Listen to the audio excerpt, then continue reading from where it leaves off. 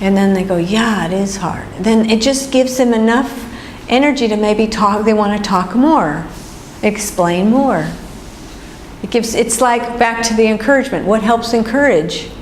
It encourages them to say more. It encourages them to, because they feel like, oh, you really are listening. You care. You seem to care because you aren't trying to just get to the point, right? I mean, just want to just take a moment to back up, okay? Have any of you, I have a lot of times, been stressed, like busy, very, very busy, and you have to talk to somebody and you don't have any time? Has anyone ever had that situation? Okay, I have, okay. And what happens when we don't have a lot of time and somebody wants the conversation and they need to tell you something? Okay. Anyone want to? What? We don't listen. We don't listen very well, right? So we want to go, yeah, okay. We want to speed it up, right? We don't want to paraphrase, right? We don't want to go, oh, I hear that it's hard right now. We want to, oh, okay, well, it'll get better. It'll get better. Well, we'll have to talk about this more sometime. We try to think maybe we could get it faster. So, and it'll be better, quicker, because we've got things to do. Has anyone ever had that? I've done this before. Many times, too many times, right? So what we do when we slow it down, and we say, oh, that sounds hard, or I hear that you're really struggling with math, or I'm sure you're struggling with feeling stupid, or feel whatever. You can, then it sort of says like, I have all the time to listen to you. I'm all ears. I'm with you. Have you ever? I want you to think about somebody who's done that for you. Have you ever had a friend or somebody close to you do that for you, where you feel like they really listened? Somebody really listened. What helped you? I feel empathize. Like if someone listened to me and they listened careful about, like actually listening about my story, I feel that they are listening, and I feel that they understand and they care for me. Yeah. Well, you were going to say something, Paul? Yeah, I think I have the same. But I haven't met anybody like in a certain situation that they're hurried. I came to talk to them. I haven't like experienced that. Okay. But whenever I need like to talk to somebody, they're very like willing to talk. They spend time with me, and I feel warm when they do that. Yeah. So that's that same quality is what we want to do with the people you're working with. Is you want to really make them feel really special, like you're there. You got all the time in the world. Now, it doesn't mean you really have all the time in the world. But in that moment, you want them to feel like you are really there. Well, if you do that, people open up quicker. What? What are you? Yeah. I think I had one before. Okay. Oh yeah. Because one of my cousins, she was very, very good at school. And she was once cut herself. Oh, okay. She had an intention of suicide. And because she couldn't solve like a chemistry homework, but she wished to become a doctor. So chemistry is very important to her. So, but she was very good at school. She almost had like 8 or 9 or 10, the highest mark at school. But she thought of me and my brothers. She thought that we were very good at school, and she was not that good. And she came to our family. I talked to her, and I took out all my like study results to show her that we were not that good like her.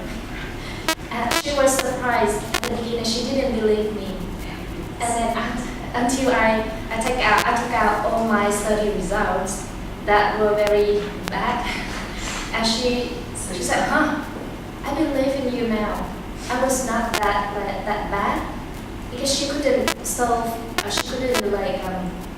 one chemistry homework. And that leads to her her thought that she was not that good. She was not good enough, and she wanted suicide. She wanted to kill herself. And at that night, she spent the whole night with me, just talking. She wanted me to talk. She wanted me to talk to her. And I was very, very tired, but I was sleepy. But I tried to be alert. Oh, yeah. And talk to her. And yeah, I experienced that. But I try my best to be alert, awake, to talk to her. And I was happy that I helped. That I had the feeling, the experience that, oh, very tired talking. But anyway, I helped. That's great. That's a great story.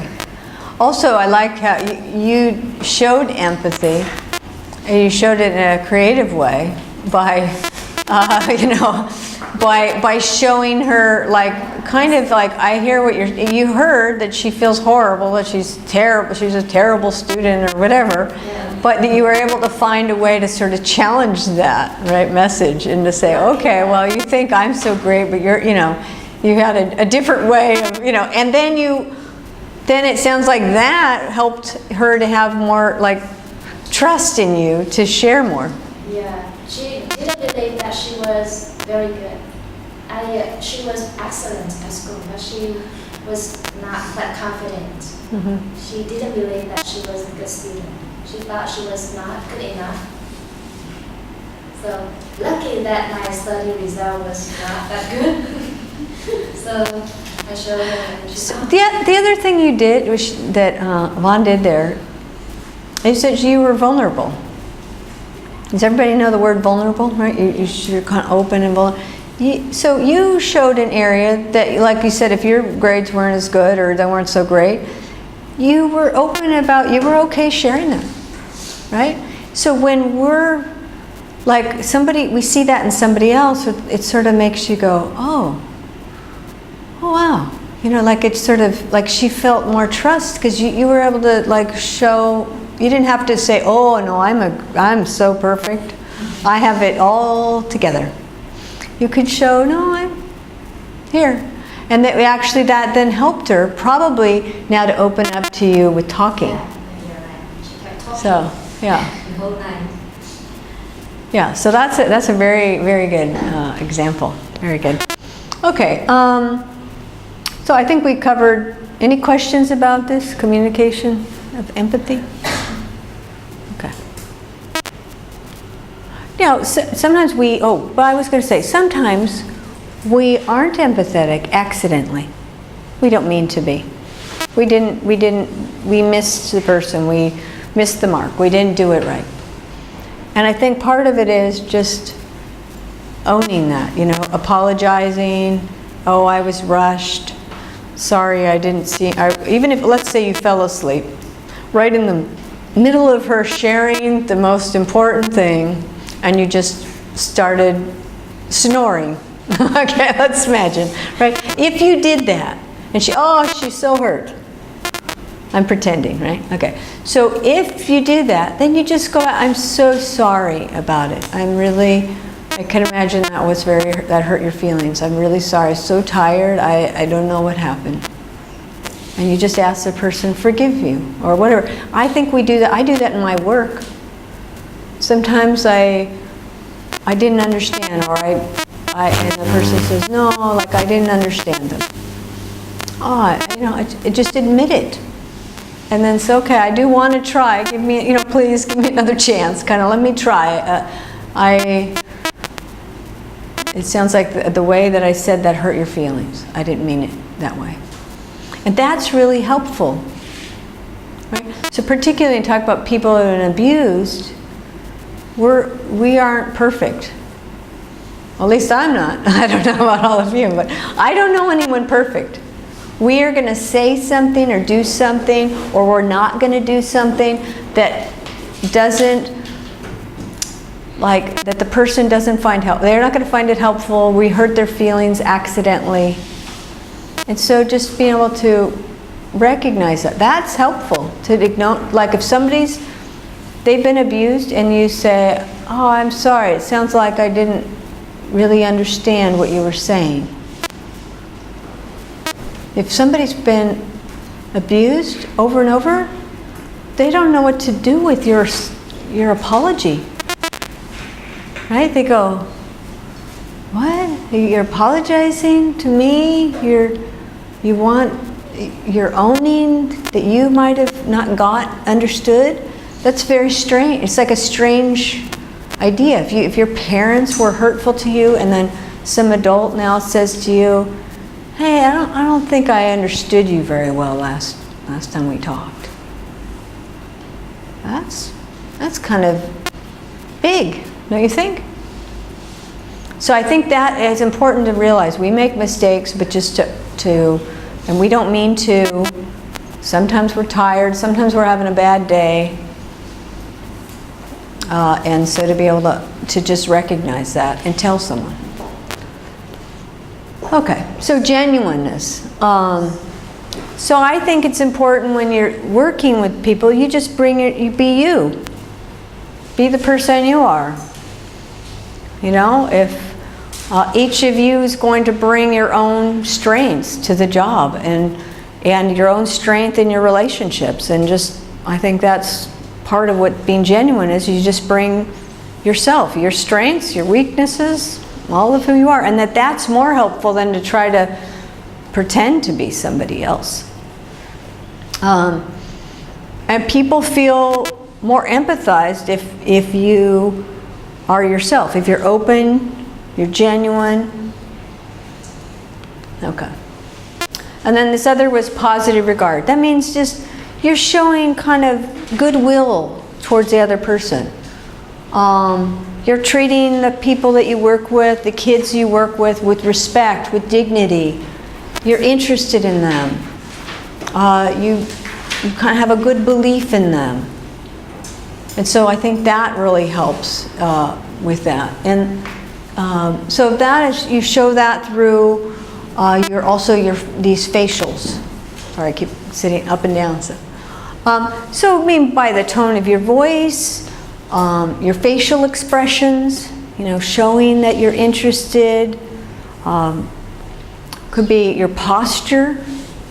Sometimes we just, and be able to say, okay, so maybe we could think about these areas: the tone of voice, facial expression, posture, eye contact, touching, gestures, and then how close you are to the person. If you were going to show positive regard, positive feelings towards me, like you're interested in me, what would you do on those things? So let's start with the first one. Your tone of voice. How would your tone of voice be? Let's say we'll go with all the ages. Let's say I'm a kid. I'm 8 years old. How are you going to show positive regard for me?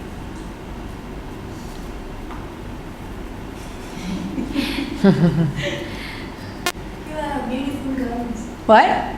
You are beautiful girls. You did a good job at school. Okay, so you meet me at my level, right? So you're going to verbally say something. Now, how are you going to, so your tone of voice, what are you going to do with your tone of voice?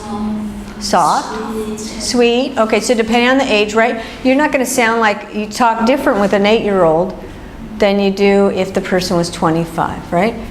You might say a more adult voice with 25. Oh, I notice when I talk to kids, oh, hi, I just have a different tone. So you kind of have a softer, sweeter tone, right? Anything else you do? Yes? Touch. Yeah, touch your hair, sweet, depending on if you know them and they flinch, then you kind of stay away. Meaning if they go, ooh, they don't want touch, you respect that they don't want touch, and you know. Smile. Right, smile. Our body at the same height with them. Yeah, if the 8-year-old's sitting on the ground coloring or doing something, I wouldn't stand there, right? I would go sit on the ground. So you want to kind of match them with your body, with your tone that shows, oh, you're very approachable, you care about them. You know, if they're sitting on the ground and I go, how are you doing there today? You know, hi, and I use a tone of voice like that. It's like, oh, you're scary, right? So I would want to get down at their level, have a certain tone, right? What else did we miss here? Okay, touch, I think we covered it, okay? So let's say I'm 14. Okay, now we're gonna switch it up. I'm gonna take a guy. So I'm a 14-year-old boy. Okay, I need help from the guys here. What are you gonna do with your tone of voice? Anyway, what? Respect. Respect for them. Okay. So what are you going to do? Any ideas of how you're going to connect? You're trying to show that you're interested in them. What? Hi guys, give them a high five. Give them a high five. Okay, yeah. So you want to got to be cooler, right? You're right? You can't be all like, hi, how you doing? They're going to go like, oh, what's wrong with you? You know, right? You got to be, so I don't know. Huang, can you think of anything? How Hugh. Sorry. Okay, sorry, Hugh. No? Okay. But you won't want to help him? What other thing would you do? Sometimes I talk with the boys at 13 or 14 years old, and I bring them to the office, but I never meet them in my own office. I meet them in the conference room, and I sit next to them. Two chairs next to each other, and then often sit opposite way, he should be opposite to me. Oh, okay. So I say, okay, now look at me. Okay. When I say something that I make him trust me, or make him believe in what I say now look at me. Don't just look away and look down and Okay. look at me. And then sometimes I hold hand and say, okay, listen to me. Hear what I'm going to say, and then what I want for the future or something like that. But sometimes even though we sit on the chairs, each of us will be on the chair, but sometimes I need to allow my body and look close to them. Okay. We could talk. So that's good for what you're bringing up is really good if you have a conversation. You're going to have a conversation. Yeah. So, which is maybe different than if you were just in a normal setting Yeah. and you're trying to connect with them. So that's a good one for if you're having a talk. What if you go into their environment and you're trying to get them to talk, but you're kind of having to be in their environment? What do you think would help with your tone of voice, your body that sort of says you're interested? Anything? If that was on the floor, or you sit down on the floor, and if he's doing something, we start doing that with him, and then start helping and start asking about something in a fun way, and then I think the person will start opening up with us. Okay, so part of it is getting to their level where he's at. Also maybe finding something they're interested in. Oh, what are they doing? Or maybe they're listening to music. Maybe they're, oh, what do you got? What's going on? Kind of like, what are you listening to? Okay. Okay. Activity and Okay. Anything else? No? Okay. So the kind of touch you would do with a 14-year-old boy. Are they going to want touch, or are they going to maybe a high five, or what are they going to want?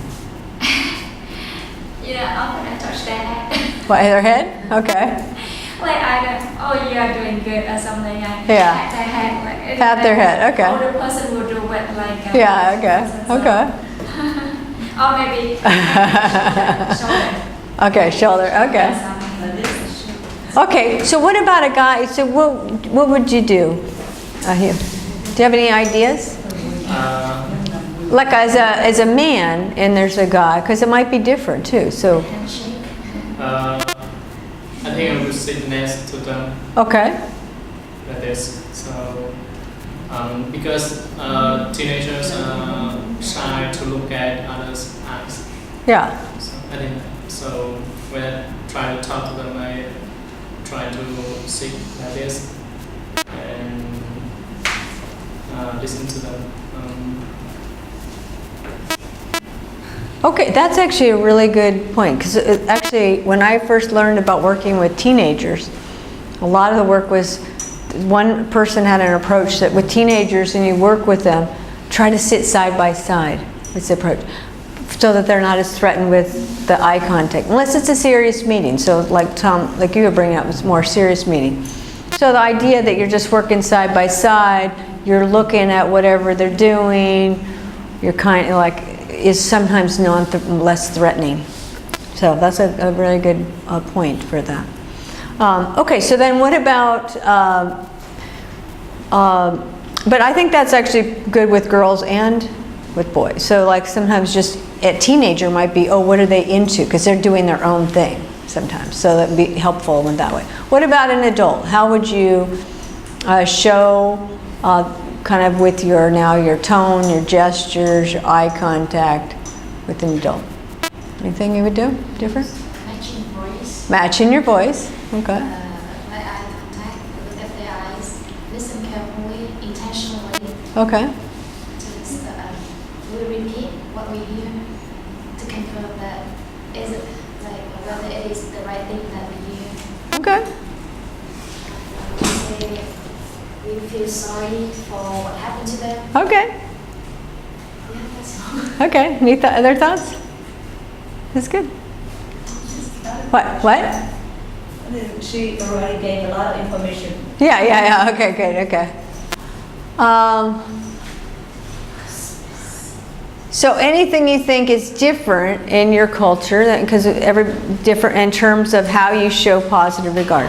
Tom, did you have a point? No? Okay. Okay. But I think we covered it. What? Shaking hand. What? Shaking hand? You shake hands? Okay.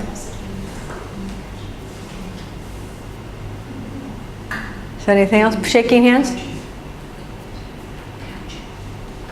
Okay. Oh, on the shoulder? Oh, when you stood the kids. Okay. Walk with them and then we do something like that. Oh, okay. Talk to them. I like that. That's nice. So, Like this. yeah. Okay. And then Also girls, when they have teenagers, we can do that. oh, okay. That's nice. Other ideas? Okay. Okay, so part of, these are just a list of when you are showing positive, like you're interacting with someone, a list of the questions, making sure you have like, showing interest might be that you know all different ways of asking. I like to say, tell me more about, so that we aren't like why do you do that? That doesn't always feel good. But just tell me more about that. So it doesn't sound like a question, but it is a question, right? Tell me more about this thing. I'm interested in learning more about this in you. Now, obviously, when we want to know about specifics, knowing, who, what, where, all that is helpful. Kind of like, with the person who says they're stupid. Well, when did you hear that before? Now, I might ask that if I was wanting to know more. If it's right in the moment when I'm working on math and the person just said they're stupid, I'm going to go off on a tangent, on some whole different thing if I say, well, when did you hear you were stupid before? Later I might ask them about that. But at the moment I'm just going to kind of address like what we talked about before. But these are kind of, I always try to think about these questions like just to try to get good at asking questions. Sometimes people aren't used to asking questions to know more about someone, and it helps to kind of think of that. Okay. Okay, so, and then, okay, I'm gonna get to this later. I'm gonna do something else. Okay, so I'm gonna talk about this and we're gonna do this little mindfulness exercise, okay? So this is kind of how I think children get over trauma, okay? So it's kind of the general way. We're going to talk more about sexual abuse tomorrow and we're going to get into it, but part of what helps anyone get over trauma is at some point we want people to get to the point where they can tell their story about what happened and own what happened to them. Right? That's the reason it's helpful to educate people, the reason it's important to learn to talk about things, is that we can own our experience and not have shame about it. That we can say, okay, this is just what happened in my life, but I went through this and then now I'm doing this other stuff, that it becomes part of their life story. So part of what's helpful with working with children is getting them to a point where they can, one is we want to get them feeling okay now, right? So we want them to be safe now, we want them to be healthy now, we want to do all these things that are kind of focused on right now, but then we want them to eventually get to a point of being able to tell their story, be able to talk about it, not feel ashamed about it. So that's part of it. But some people, it's too upsetting to talk about some of their things that happen. They have to be stronger emotionally. They have to have the strength to be able to do that. And that might take some time to get to that. But eventually, that's what's helpful. I think it's helpful for each of us. For me, it's helpful to know, okay, this is where I came from. This is what the things I've struggled with. And, be able to feel okay about that. And then it doesn't feel distressing. And then the other part is that because of things we've gone through, people now have developed different things they feel scared about. When people, like I said, when people were physically abused and they're hurt, they hear a loud sound. Maybe that sound now feels like every time they hear loud sounds, it's very startling and upsetting. Or they see a movie and there's physical violence. And now it brings up a bad memory of bad things that happened to them. And so they have developed things that kind of are what we call triggers. Meaning that things that make them think about scary feelings and bad kind of memories come up for them. And so it's helpful for people to learn how to address that. I think I'm going to just quickly go over this because I want to really do the mindfulness. We've gotten through a lot of hard material today, so I really don't want to go through all this. I'm going to come back. But these are the other 2 points. So the other part is safety. We want to help them feel safe. The main part, like with kids, we're going to want to make them feel safe, right? Understood, and get a feeling of safety now. And we want to help them deal with kind of mastering what they need to deal with right this moment, right? For the kids you get in your program, you want them to be able to deal with school, get to know who they are, get friends. You want to help them do normal childhood things at that age so that they can kind of progress in normal development. But eventually, you want them to be able to deal with the things that keep haunting, that bother them in their mind, but you do want them to do it in a way that they can keep feeling okay now, and so that they can have normal, kind of a closer to a more normal, healthier childhood. Does that make sense? Okay. So we'll talk the rest of that tomorrow. I'm gonna move ahead to something more fun. Okay? Okay. So everyone, so what I want to do the rest now is I want to just do some exercises and some more fun stuff. Okay, how about that? So a lot of what I was just talking about